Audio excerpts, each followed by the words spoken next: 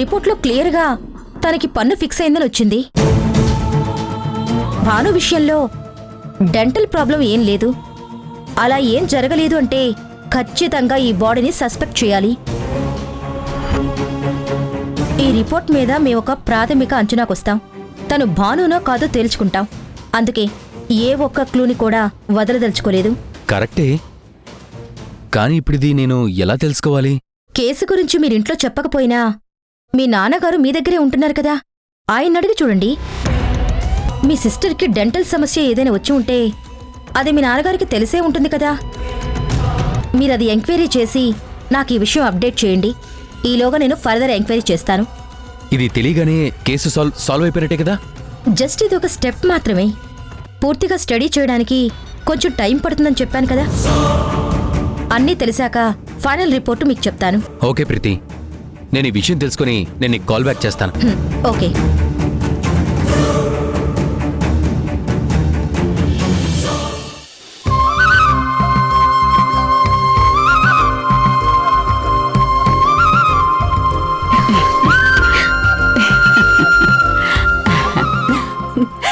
అమ్మ చాందిని, ఎంత అందంగా ఉన్నావమ్మా. నా దిష్టి తగిలేలా ఉంది. నీ కడుపున మోసిన బిడ్డ నీ కళ్ళు పడితే దిష్టెందుకు తగులుతుంది? ఎందుకు తగలదామమ్మా? నా కూతురు చూడు, కుందనప్పు బొమ్మలో ఎంత అందంగా ఉందో. సరే ఊర్మిళ, తర్వాత దిష్టి తీద్దాం. అమ్మా, మనం వెళ్దాం. ఇంట్లో ఇంత జరుగుతున్నా బాను లేని లోటు స్పష్టంగా కనపడుతోంది.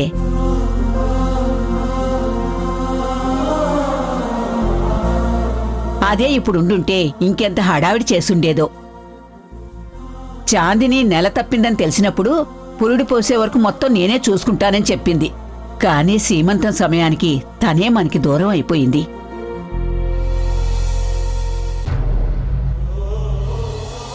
తలుచుకున్న కొద్దీ బాధ పెరుగుతుందమ్మా. ఏం చేస్తాం, మనకు ఆ అదృష్టం లేదు. అమ్మా చాందిని, మేం గుడికి వెళ్ళొస్తాం. నీ పేరు మీద అమ్మవారికి పూజ చేయిస్తున్నాను. సాయంత్రం ఇంట్లో సీమంతం ఫంక్షన్ ఉంది కదా, అందుకేనమ్మా ఇప్పుడే వెళ్ళొస్తున్నాం. సరే అమ్మా. అవును చాందిని, బావెక్కడున్నాడు? మావయ్య గదిలో ఉన్నాడనయ్య. సరేనమ్మా, పార్థుకు ఒక మాట చెప్పి అందరం వెళ్దాం. పదండి. వస్తాం. జాగ్రత్త అమ్మమ్మా. బామ్మ, నీకు సీమంతం చేశారా? మెడలో తాళి పడ్డాక ఆడిది తల్లవుతున్నప్పుడు సీమంతం జరగకుండా ఎలా ఉంటుంది? అప్పట్లో ఎంత హడావిడి చేసేవారో తెలుసా? ఊరంతా ఇంటి ముందే ఉండేది. గంధం పూసి, గాజులేసి, బొట్టు పెట్టి, అక్షంతలు వేస్తే మరుసటి రోజు తల మీద అక్షంతలు దులుపుకుంటే 1/2 కేజీ బియ్యం వచ్చేయి.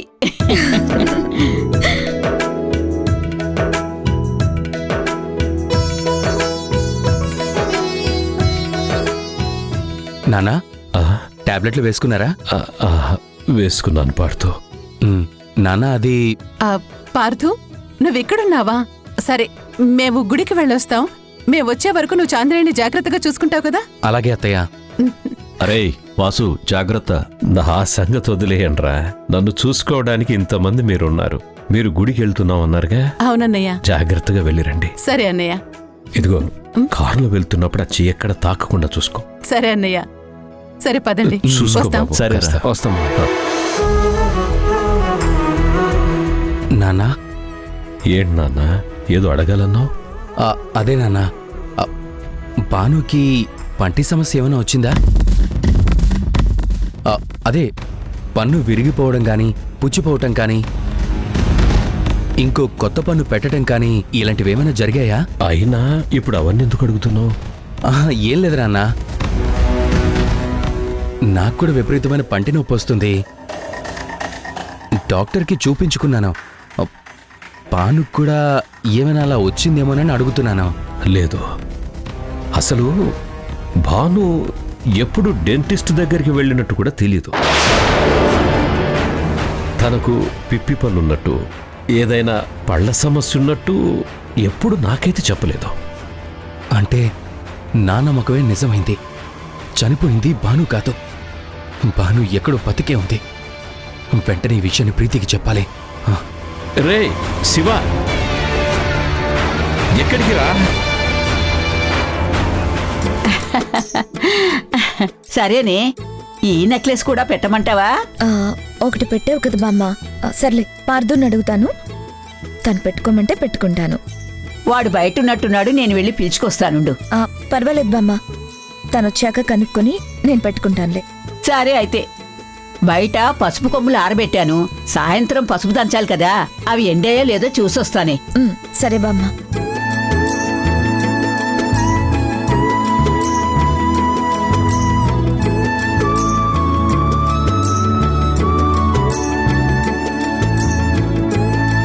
పార్దు,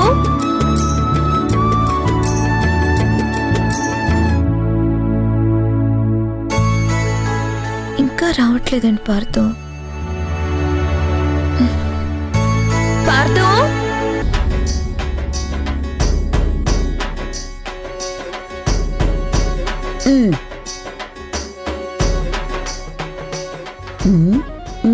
బాగా ఎండాయి. సరే.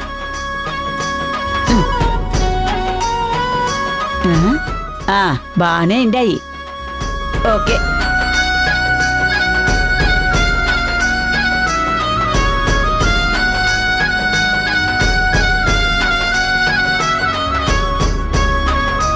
Pardhu,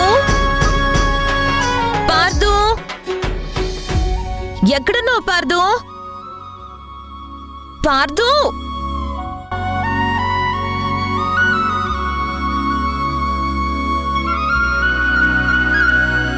Pardhu,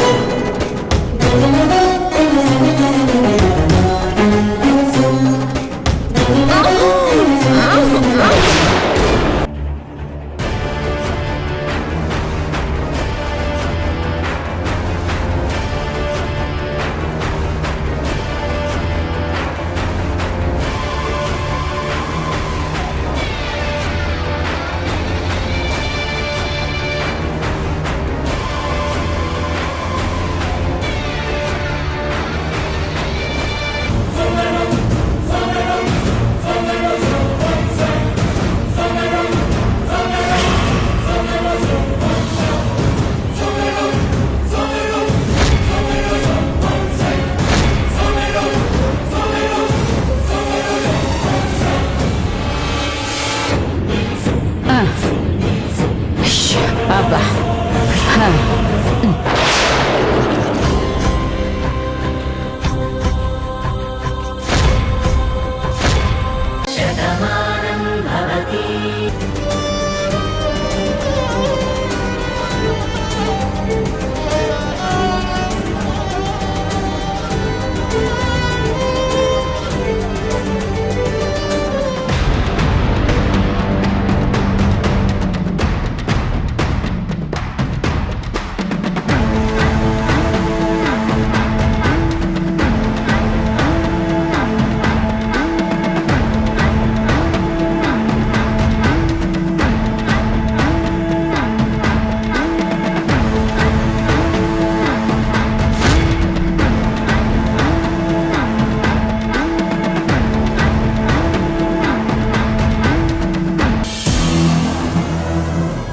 is it?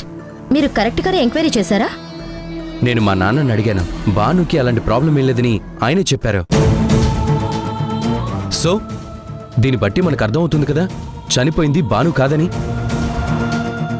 నా చెల్లెలు ఎక్కడో చోట బతికే ఉందని.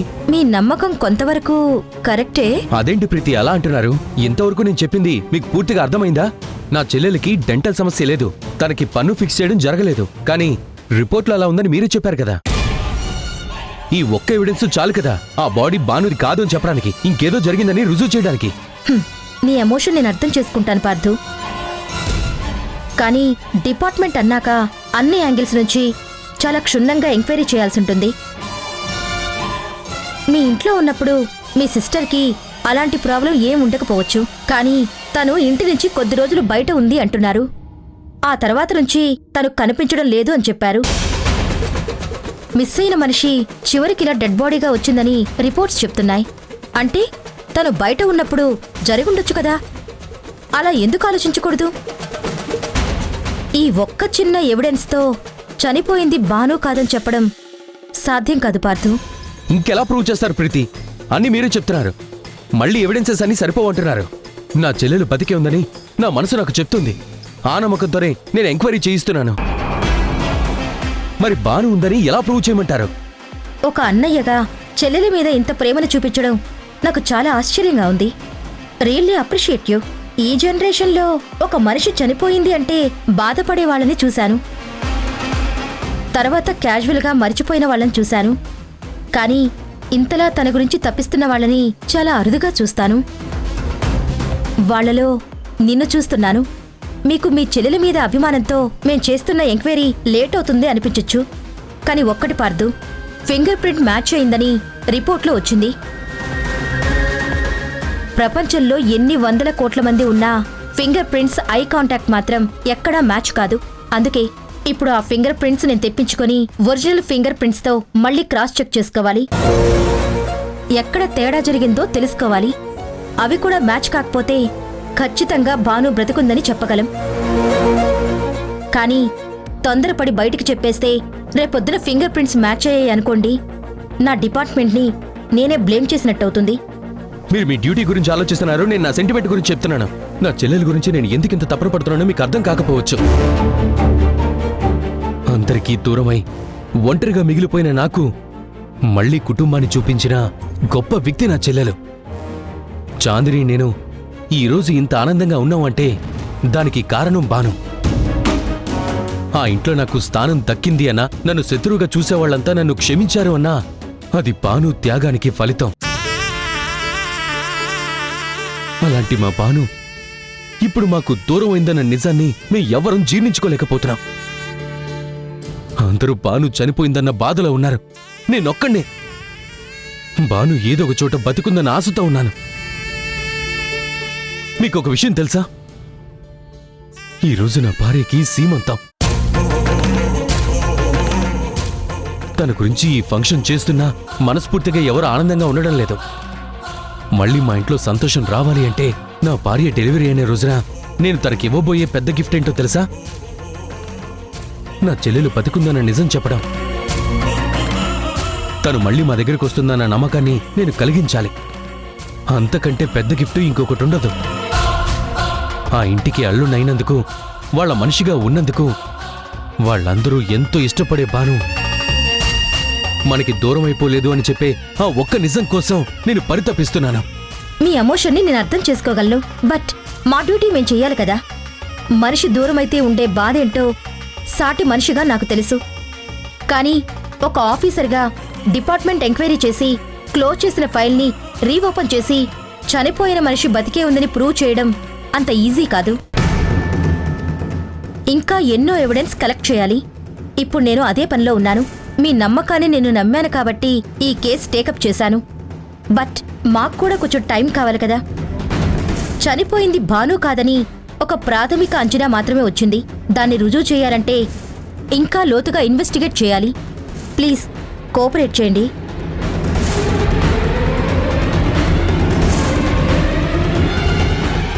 చాందిని,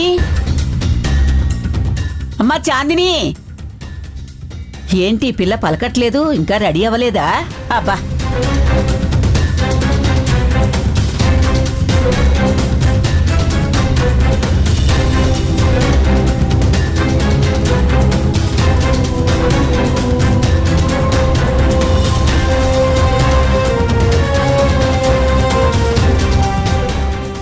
చాందిని కడుపున నా కొడుకు రాము పుట్టబోతున్నాడు అని భాను చెప్పినప్పటి నుంచి నా కొడుకు మళ్ళీ నా చేతుల్లోకి వస్తున్నాడు అని మన నట్టింట్లో వాడు ఆడుతాడు అని చెప్పి గట్టిగా నమ్మకం పెరిగిందండి.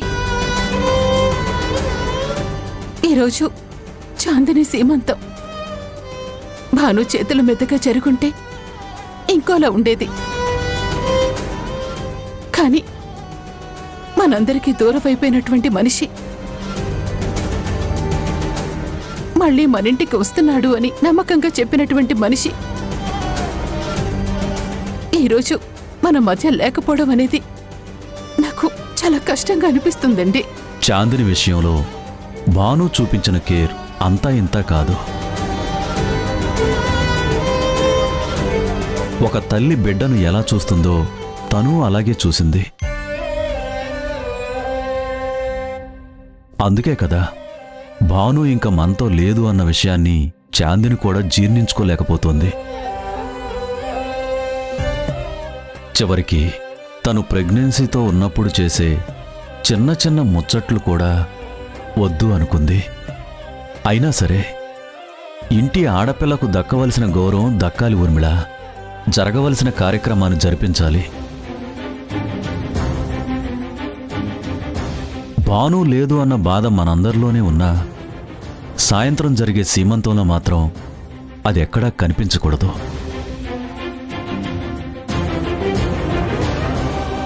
చాందిని డెలివరీ దగ్గరవుతుంది కాబట్టి ఇక నుంచి అనుక్షణం తనని ఆనందంగా ఉంచేలా మనం చూసుకోవాలి.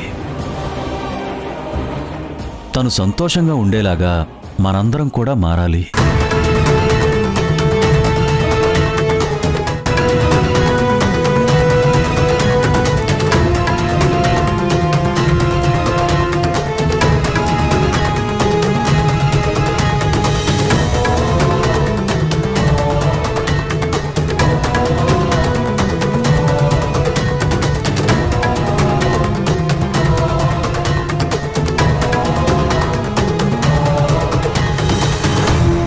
చాందిని, అమ్మా చాందిని, చాందిని,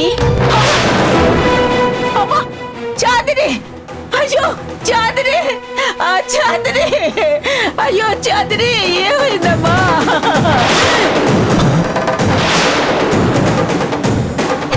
చాందిని, చాందిని.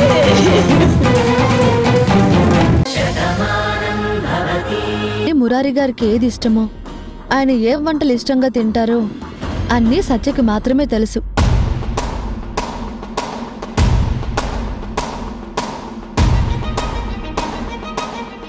ఇది వరకు వాళ్ళ మామయ్య గురించి ఎన్నో రకాల వంటలు చేసేది. అందుకే ఇప్పుడు కూడా చేయమని చెప్తున్నాను. తప్పే ఉంది?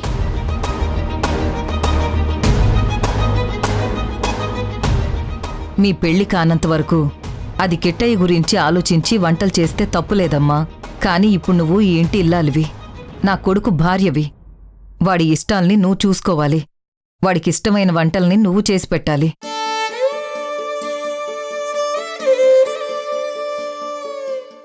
నిన్నటి వరకు నువ్వే కదా వంట చేసావు.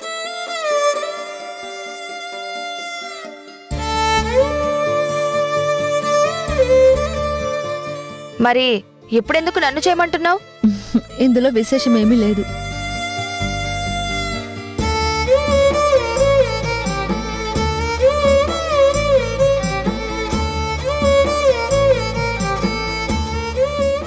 సత్య ఈ ఇంట్లో ఎన్నాళ్ళుండిపోతుంది?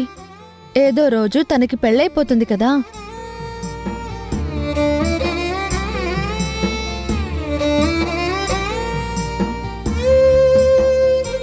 తనకి ఓ కుటుంబం కూడా వస్తుంది కదా.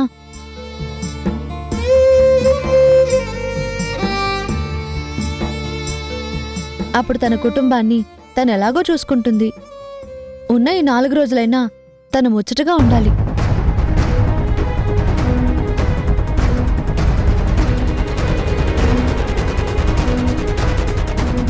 తనకు అందరికన్నా ఇష్టం మురారి గారు. మావయ్య అంటే ఇష్టమని, తనకి నచ్చినవి చేయాలని ఎన్నోసార్లు నాతో చెప్పేది.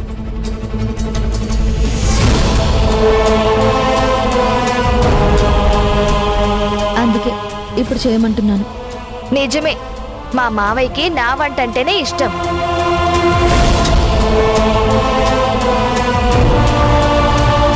నువ్వు మావయ్యని ఇష్టపడినా మావయ్యకి ఇష్టమైనవేంటో మాత్రం నీకు తెలీదు, నాకే తెలుసు.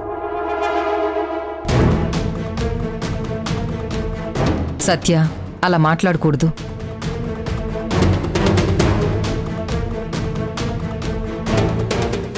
ఇప్పుడు మామయ్య జీవితం అంటే రాధా.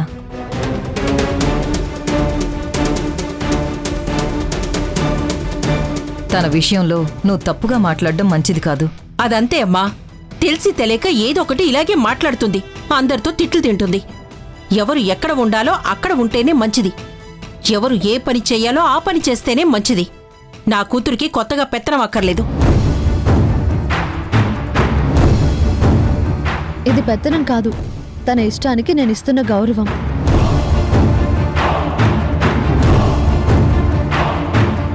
నా మాట కాదనొద్దు. సరేనమ్మా, ఈ ఇంటి ఇల్లాలివి నువ్వు. నీ మాట నేనెందుకు కాదంటాను? అలాగే కానివ్వు.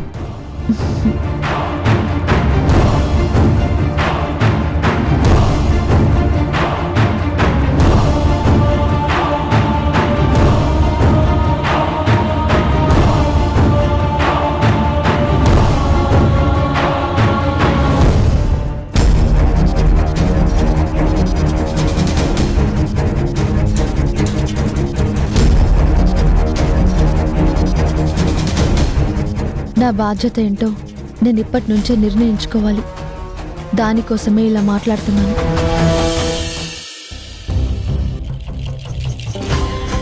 డాక్టర్, డాక్టర్, ఏమైంది? ఏమైంది? తను మెట్ల మీద నుంచి పడిపోయినట్టుంది. ఎంతసేపు అయిందో కూడా తెలీదు. మేము చూసేసరికి తను స్పృహలో లేదు. అందుకే భయమేసి వెంటనే తీసుకొచ్చాం. వాట్? ప్రెగ్నెంట్ లేడీ మెట్ల మీద నుంచి పడిపోవడం అంటే ఎంతో డేంజర్.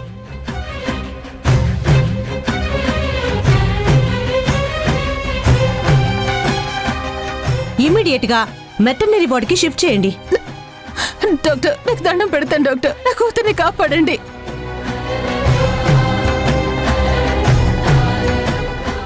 ఎన్ని రోజుల కంటికి రెప్పలాగా చూసుకున్నాం,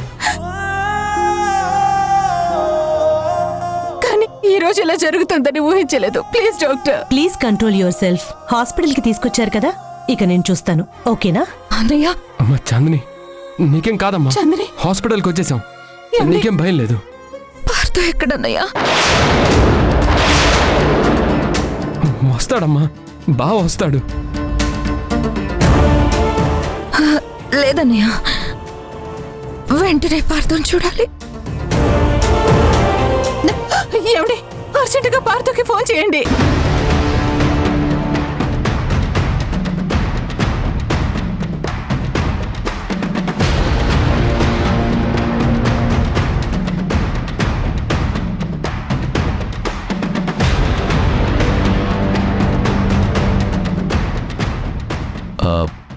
ఫోన్ కలవట్లేదు ఊర్మిళ. అయ్యో,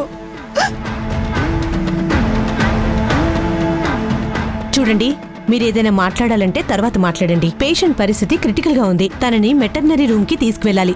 do fast. Okay madam. Chandri, నువ్వే కంగారు పడుకో. పార్థని నేను ఫోన్ చేసి పిలిపిస్తానమ్మా. జాగ్రత్త. భగవంతుడా.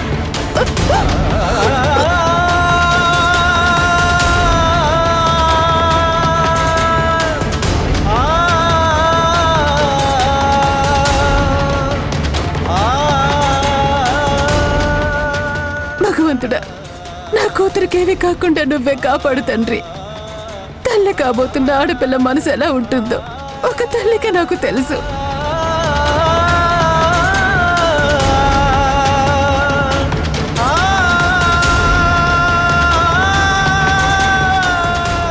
ఈరోజు ఆనందంగా సీమంతం జరుపుకోవాల్సిన నా కూతురికి ఇలాంటి పరిస్థితి వస్తుందని కలలో కూడా నేను ఊహించలేకపోయాను.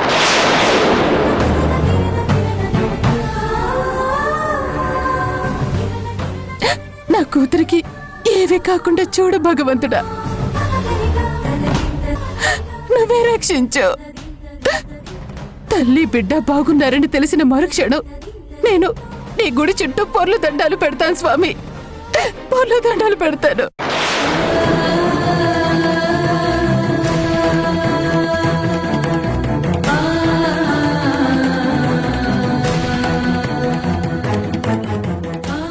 ఊర్మిళ, కంట్రోల్ చేసుకో. ఏం కాదు, అనవసరంగా భయపడుకో. అసలు బావ ఇంట్లోనే ఉన్నాడు కదా, తను చూసుకుంటాడనే కదా మనందరం బయటకు వచ్చాం. అలాంటిది అక్కడ బావ కూడా లేకపోవడం ఏంటి, ఇలా జరగడం ఏంటి? చెప్పాను కదరా, జరిగిపోయిన దాని గురించి మనం ఎంత భయపడినా కూడా మనం ఏం చేయలేం.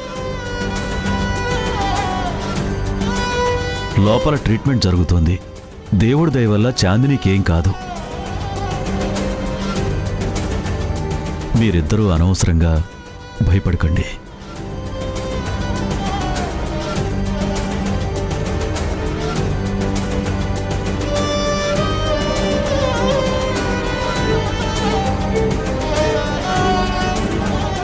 మీరు మాకు ధైర్యం చెప్తున్నారే కానీ అసలు మీరు ధైర్యంగా ఉన్నారా?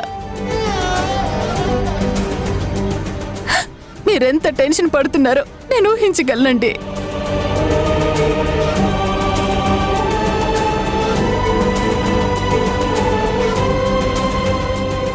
మనం అందరూ ఇంతలా భయపడుతున్నాం. అసలు పార్థుకి ఏమైనట్టు, ఎక్కడికి వెళ్ళిపోయినట్టు?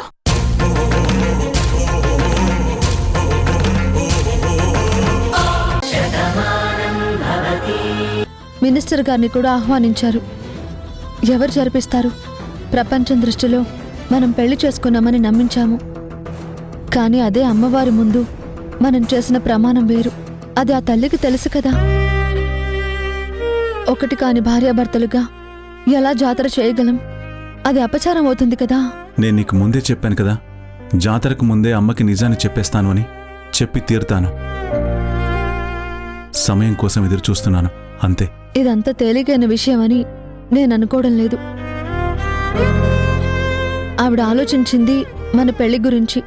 అది అబద్ధమని తెలిసినప్పుడు ఆవిడ పరిస్థితి ఎలా ఉంటుందో ఆలోచించండి. అదే సమయంలో నేను ఇంకొకరి వల్ల తల్లిని కాబోతున్నా నన్ను నిజం తెలిస్తే ఆవిడెలా తట్టుకోగలరు? పరువే ఊపిరిగా బతుకుతున్న మనిషికి ఈ ఇంట్లో నా వల్ల ఇలాంటి సంఘటన జరిగిందని తెలిస్తే ఆ గుండె తట్టుకోగలదా? ఇవన్నీ ఆలోచిస్తూ ఉంటే ప్రతిదీ సమస్యలా కనిపిస్తోంది. పరిష్కారం మాత్రం కనిపించడం లేదు.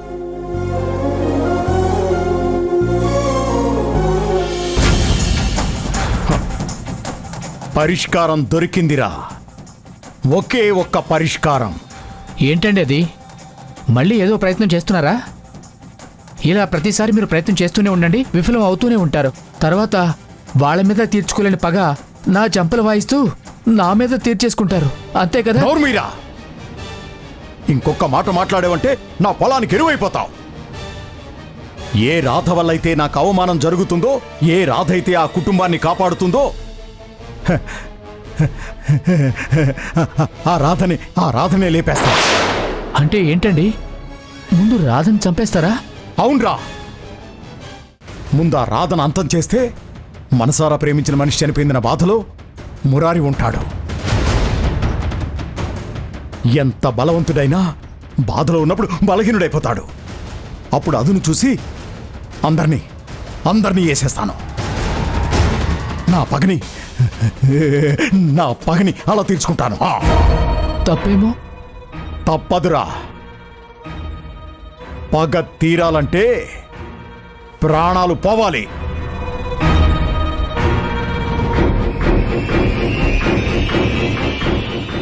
ఒరే నాగులు, తెల్లారేసరికల్లా నువ్వు నా ముందుండాలి. మిగిలిన విషయాలు ఇక్కడికి వచ్చాక మాట్లాడతాను.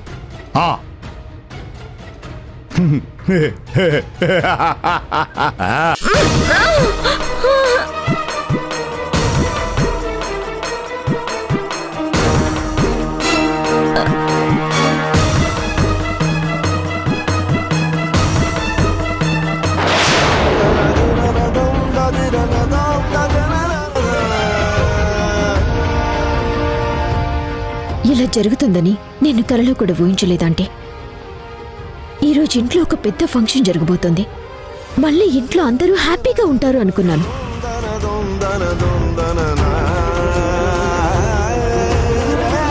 కానీ ఇలా బయటికి వెళ్ళి వచ్చేసరికి ఇలాంటి ఒక న్యూస్ వినాల్సి వస్తుందని ఊహించలేకపోయాను.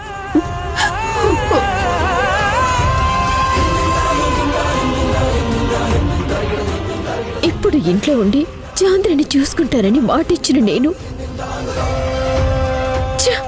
ఈరోజు అనవసరంగా వెళ్ళాననిపిస్తోంది. I'm very sorry aunty.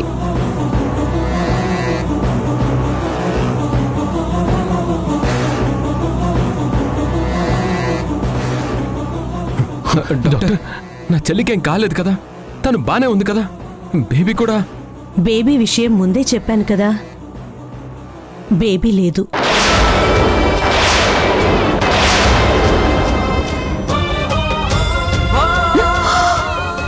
కానీ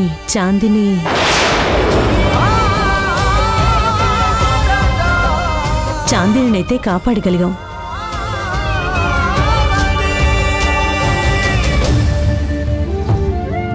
కానీ పాపం తను చాలా సఫర్ అయింది, ఎంతో పెయిన్ అనుభవించింది. అసలు అంతసేపు ఆ నరకాన్ని తను ఎలా భరించిందో అని తలుచుకుంటే నాకే భయమేస్తోంది.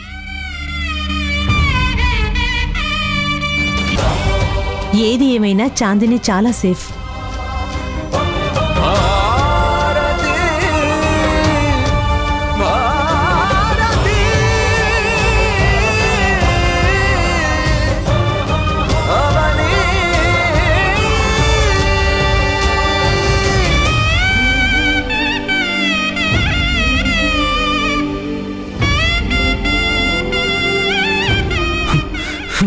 కార్తీక్, విన్నావా? డాక్టర్ ఏం చెప్పారో విన్నావా? నీ చెవులతో విన్నావా?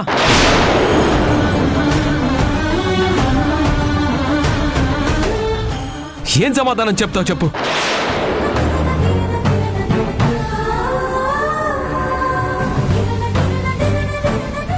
నీ చెల్లెలికి ఇలా అయిందని నువ్వెంత బాధపడుతున్నావో, నా భార్యకి ఇలా అయిందని నీకన్నా ఎక్కువ నేను బాధపడుతున్నాను. కానీ నేను ఏం చేయగలను?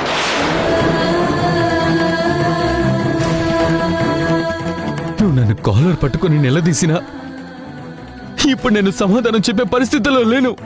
కార్తిక్, ఏం చేస్తున్నావు? ఇది హాస్పిటల్. నువ్వు మాట్లాడక నీలిమా, ఇది నేను తేల్చుకోవాల్సిన విషయం, నా ఇంటి విషయం. నా చెల్లెలు కన్న కళలన్నీ కన్నీళ్ళైపోయాయి. తనకేమీ కాలేదని ఆనందించమంటావా? తన కడుపులో ఉన్న బిడ్డ శాశ్వతంగా దూరం అయిపోయిందని బాధపడమంటావా? దానికి కారణమైన ఈ మనిషిని ఎలా వదిలేమంటావు?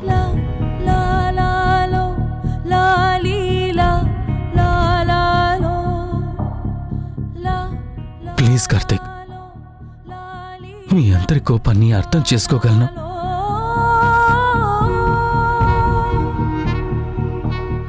కానీ గుండె పగిలిపోయే బాధను మోస్తున్న నన్ను ఎవరు అర్థం చేసుకుంటారు? అక్కడ దూరం అయిపోయింది నా రక్తం కార్తీక్.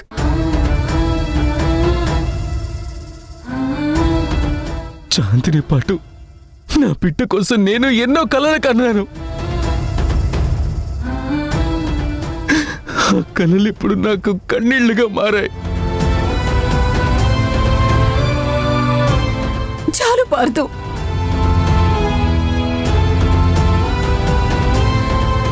ఇక చాలు. నువ్వు ఇంట్లో ఉంటాను అని చెప్పాకే కదా మేమందరూ బయటికి వెళ్ళాం.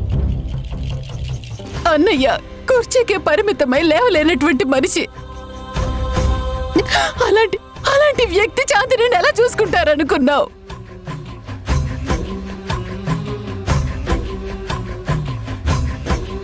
అమ్మమ్మ పెద్ద ఆవిడ. సాయంత్రం ఫంక్షన్ ఉంది కాబట్టి ఇంటి పనులు చాలా ఉన్నాయి. అరే, నువ్వు నావన్నీ ఒకే ఒక నమ్మకంతో మేమందరం కలిసి గుడికెళ్ళాం. అరే, నువ్వింట్లో ఉంటానని కదా మా అందరికీ మాటిచ్చావు. కానీ నువ్వేం చేశావు? చాంద్రిని వదిలేసి ఎక్కడికో వెళ్ళావు. ఇప్పుడు నువ్వొచ్చి కన్నీళ్లు పెట్టుకున్నంత మాత్రాన జరిగిన ఘోరాన్ని ఆపలేం కదా. నా కూతురు కడుపు కోతకి బాధకి ఎవరు బాధ్యులు అంటే ఇలా ప్రతి దానికి నువ్వే కారణమవుతున్నావు. అసలు అసలు చాందిని వదిలేసి ఎందుకు వెళ్ళావు? ఎక్కడికి వెళ్ళావు? నా కూతురికి అంత దెబ్బ తగిలి బాధపడుతుంటే నువ్వేమైపోయావు? నాకు ఇప్పుడే ఇక్కడే సమాధానం కావాలి. అసలు నేను వెళ్ళడానికి కారణం ఏమిటంటే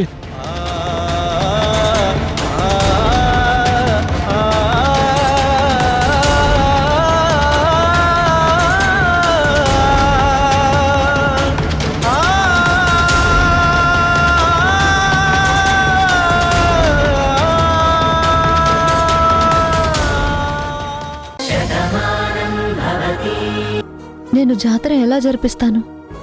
ఈ ఆచారాలు అవి నాకు మురారి గారు ముందు చెప్పలేదు. ఇప్పుడు వీళ్ళంతా నా చేతుల మీదే జరుగుతుందనుకుంటున్నారు. ఎవరి కళ్ళైనా కప్పచ్చు, కానీ జగన్మాత కళ్ళు కప్పలేను కదా. వెంటనే ఈ విషయం నేను మురారి గారితో మాట్లాడాలి.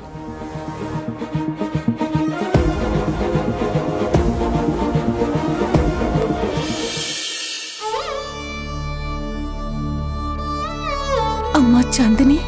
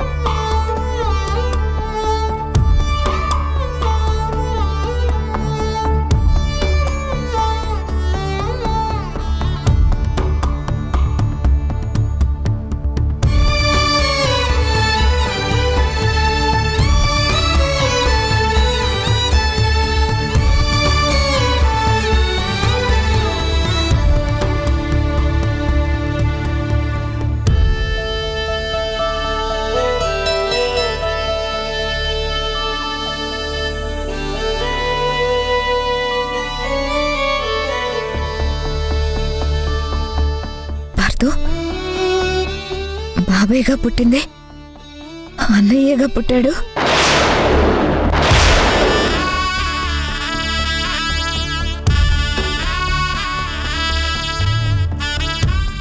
ఏడి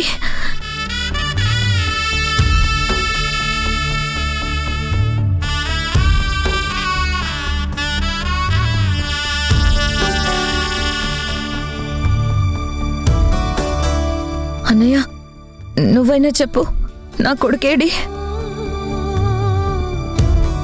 చెప్పు పార్దు, బాబు బానే ఉన్నాడు కదా?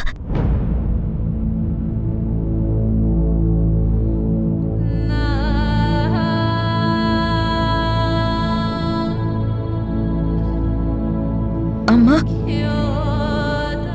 నువ్వైనా చెప్పమ్మా, నా కొడుకు నాకు చూపించమ్మా.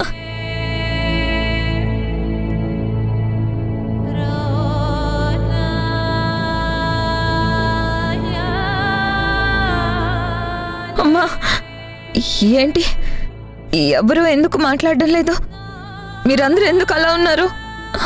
డాక్టర్, నా బిడ్డ ఎక్కడ? చాందిని, ముందు నువ్వు రెస్ట్ తీసుకోమ్మా. ఇప్పుడు నాకేమైంది డాక్టర్? ముందు నా కొడుకుని చూడాలి. సారీ అమ్మా, జరిగిన ప్రమాదం వల్ల నీ బిడ్డ చనిపోయాడు.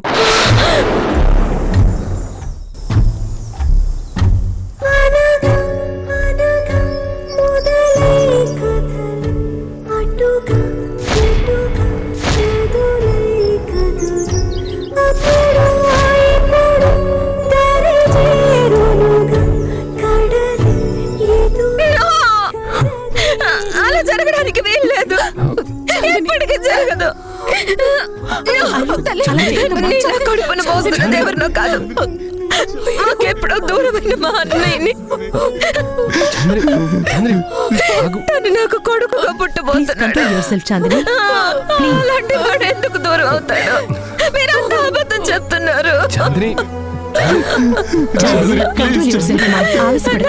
చెప్పకండి, ముందు నా కొడుకుని చూడాలి ప్లీజ్. తను చనిపోవడండి, మీరందరూ అబద్ధం చెప్తున్నారు.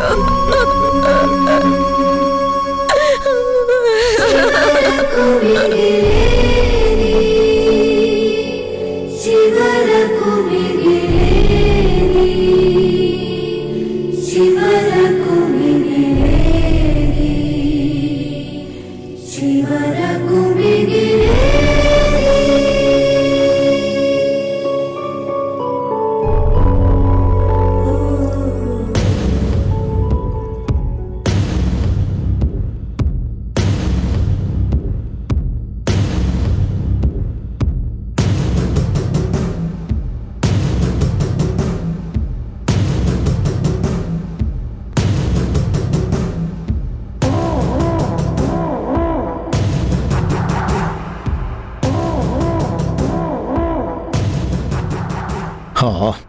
వీడు ఇంకా రాలేదేంట్రా? ఈ పాటికి రావాలి కదా. నేను వాడితో ఉండుంటే ఎందుకు రాలేదో మీకు చెప్పేవాడిని. మీతో ఉన్నప్పుడు వాడు రాలేదంటే నన్ను అడిగితే నేనేం చెప్తానయ్యా? రాయ్, నేను అనుకున్న పని జరిగే వరకు నేను ప్రశాంతంగా ఉండను, ఎవరిని బ్రతకనివ్వను. నా కోపం చల్లారలేదంటే ఏం చేస్తాను నాకే తెలీదు. వాడు తొందరగా రావాలి. ఎక్కడ తెచ్చాడు ముందు ఫోన్ చేయి. చెయ్యి.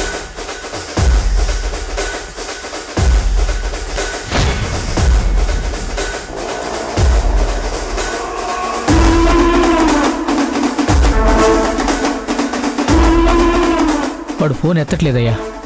అంటే బండి మీద ఉండుంటాడు. ఇక్కడికి వస్తున్నట్టు అర్థమైంది కదా. మీరు ప్రశాంతంగా ఉండండి. పని పూర్తయ్యే వరకు నాకు అశాంతి తప్ప ప్రశాంతత లేదు.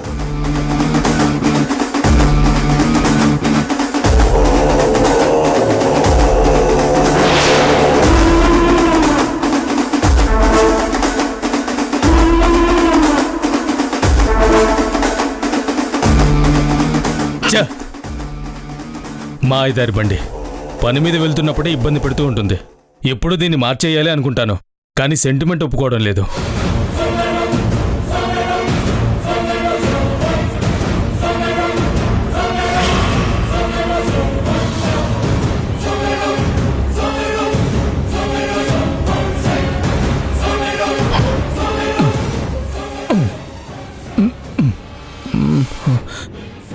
అమ్మా ఒక్క నిమిషం.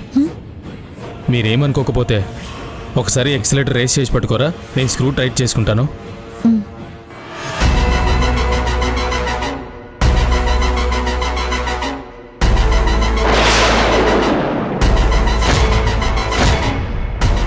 అన్నా, ఇంతకు ముందు మిమ్మల్ని ఈ ఊళ్ళో చూడలేదే. మాది ఈ ఊరు కాదమ్మా, పక్కూరు. ఈ ఊళ్ళో ఉండే రుద్రప్ప గారు రమ్మంటే వచ్చాను. రుద్రప్ప? మీరు రుద్రప్ప దగ్గర పనిచేస్తారా? లేదమ్మా, అప్పుడప్పుడు కొన్ని పనులు నాకు చెప్తూ ఉంటాడు. నేనొచ్చి పని పూర్తి చేసుకుని వెళ్తాను. త్వరగా కానివా అన్నా, నేను వెళ్ళాలి. చాలా థ్యాంక్స్ అమ్మా. పర్వాలేదన్నా.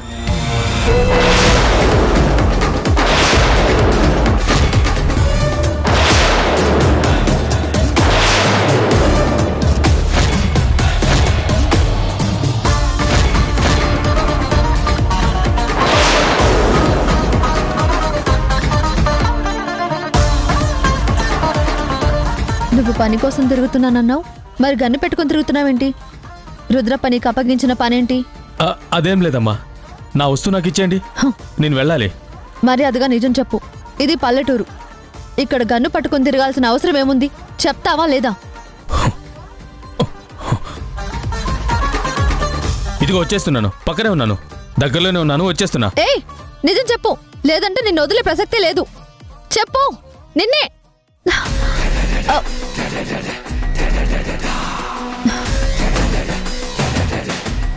రుద్రప్ప దగ్గరికి పని మీద వచ్చానంటున్నాడు. గన్ను పట్టుకొని వచ్చాడంటే ఖచ్చితంగా రుద్రప్ప ఏదో చేయబోతున్నాడు.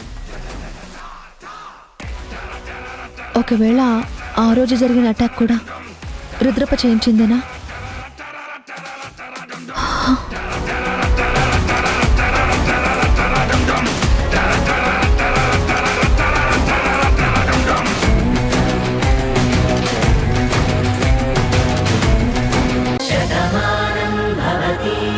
నన్ను మాత్రం ఊర్లో ఒకడిగానే చూస్తున్నారు.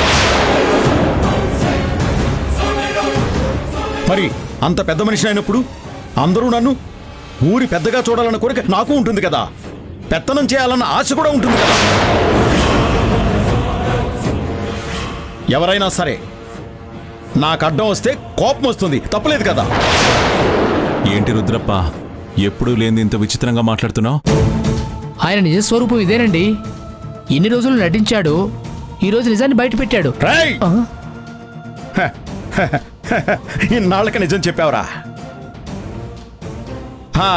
అదండి సంగతి.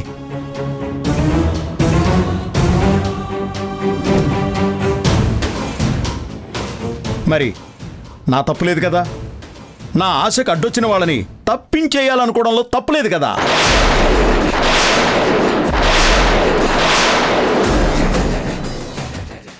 న్యాయం మీరే చెప్పాలి. ఎందుకంటే తర్వాత మీరెవ్వరూ ఉండరు.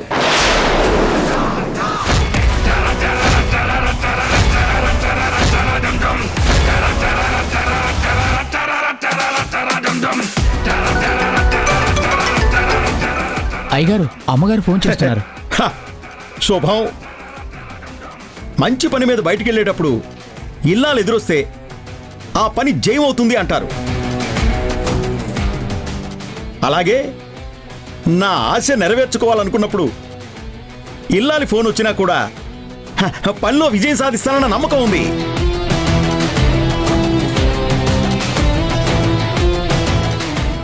ఇదిగో వచ్చేసింది. లక్ష్మి ఎక్కడున్నారండి? చిన్న పని మీద ఉన్నా లక్ష్మి, వచ్చేస్తాను. ఇదిగో నాకు ఇష్టమైన రొయ్యల వేపుడు చెయ్యి. ఈరోజు కడుపు నిండా భోంచేసి కంటి నిండా నిద్రపోతాను. ఏంటా పని? మనుషుల్ని చంపే పనా? లక్ష్మి, నేను మాట్లాడుతున్నాను రుద్రప్ప. ఏంటి రాధా, నువ్వు మా ఇంటికి వెళ్ళావా?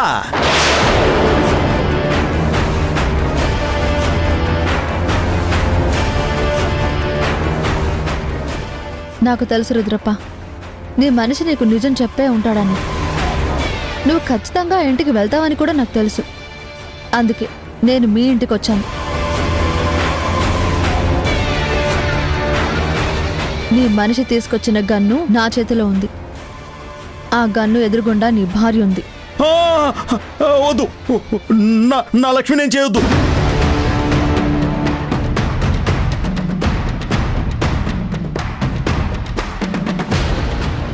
నా భార్యకేం కాకూడదు.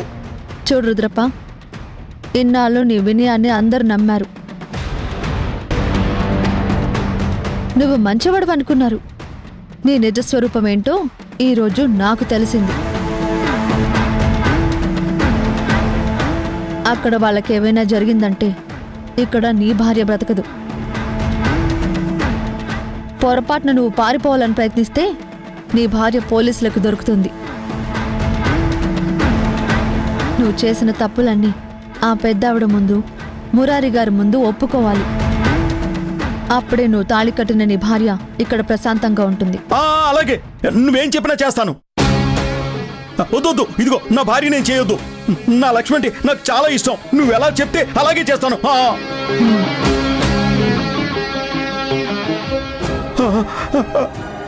అమ్మా, నన్ను క్షమించండి అమ్మా.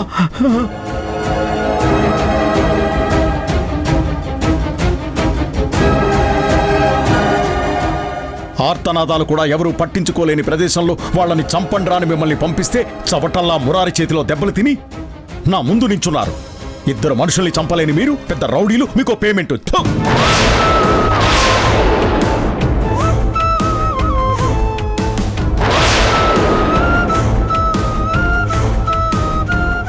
నువ్వు పెట్టే బాంబులతో రేపా ఇల్లు నామరూపాలు లేకుండా ఎగిరిపోవాలి. ఇంట్లో ఉన్న మనుషులంతా గుర్తుపట్టలేని విధంగా చచ్చిపోవాలి.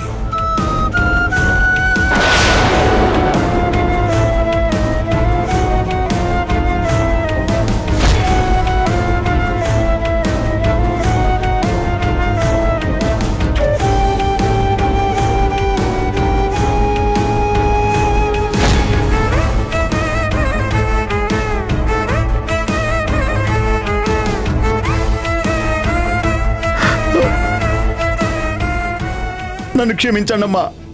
ఈ ఊరి మీద అధికారాన్ని సాధించాలనుకున్నాను. నన్ను అవమానాల పాలు చేసిన మీ అందరినీ చంపేయాలనుకున్నాను. నన్ను మన్నించండమ్మా, మన్నించండి.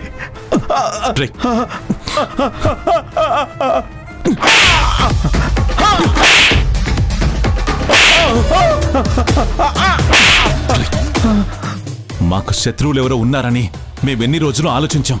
చంపేంత పగ మా మీద ఎవరికుంటుందని నేను అమ్మ ఎంతో మదనపడ్డాం.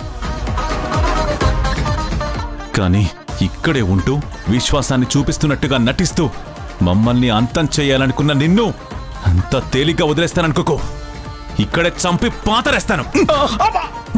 కిట్టయ్య, ఆగు కిట్టయ్య, వద్దు, వదిలేసి. నీ చేతులకు రక్తం అంటించుకోకు. వాడిని పోలీసులకు అప్పగించండి. అదేంటమ్మా, ఈ ఊర్లోకి పోలీసులు అడుగు పెట్టరు కదా, మరి ఇప్పుడు ఎలా? ఈ ఊర్లోకి పోలీసులు వచ్చే అవసరం లేకుండా ఊర్ని మనం కాపాడుతూ వచ్చాం. అలాంటి మన ప్రాణాలే తీయాలనుకున్న వీణ్ణి చట్టానికి అప్పగించి తీరాలి. కల్కి, వాడిని పోలీసులకు అప్పగించు. సరే అత్తయ్య, ఇప్పుడే ఫోన్ చేస్తాను. Hello, police station.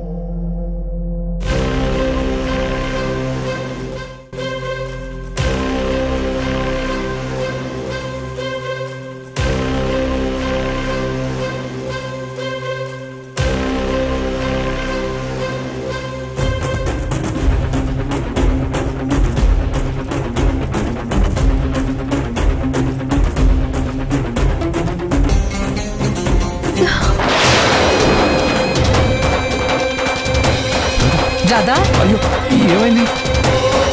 అమ్మా రాధా, రాధా, ఏమైంది రాధా? రాధా,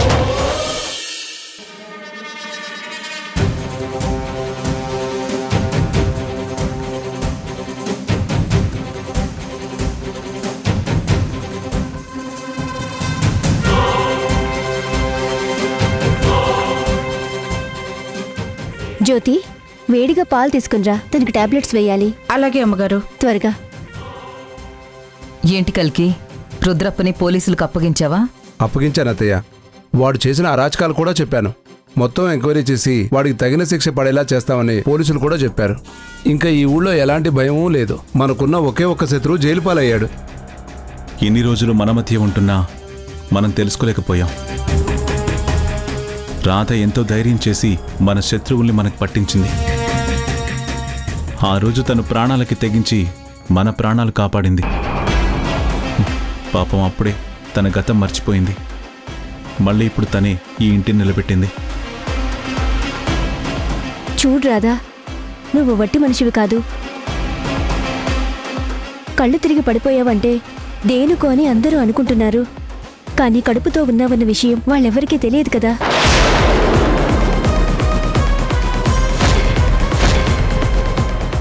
ఇంకా ఈ డ్రామా మీరెన్నాళ్ళాడతారు? నీ కడుపులో పెరుగుతున్న రూపాన్ని ఇంకా ఎన్నాళ్ళు దాచగలరు?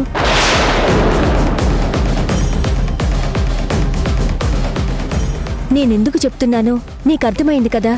గర్భవతిగా ఉన్నప్పుడు చాలా జాగ్రత్తగా ఉండాలి. ఎన్నో ప్రికాషన్స్ తీసుకోవాలి.